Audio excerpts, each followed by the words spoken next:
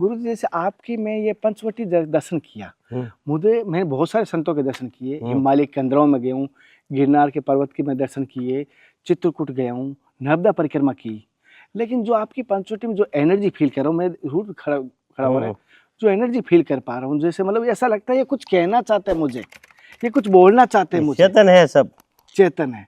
तो ये कैसे और पंचवटी में और वाटिका में नहीं दर्शन होते, जो फील नहीं होता, यहाँ इतनी एनर्जी खड़ी हो जाती है सब। हाँ, खड़ी हो जाती, क्या कारण है ऐसा?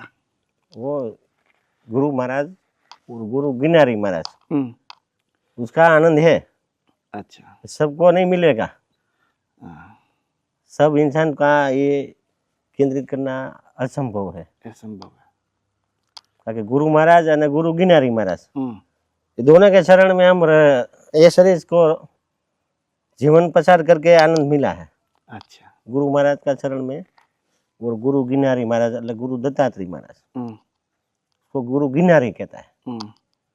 ये दोनों का आनंद, ये आनंद अंदर का है, अंदर का है, बाह्य आंतरिक नहीं है।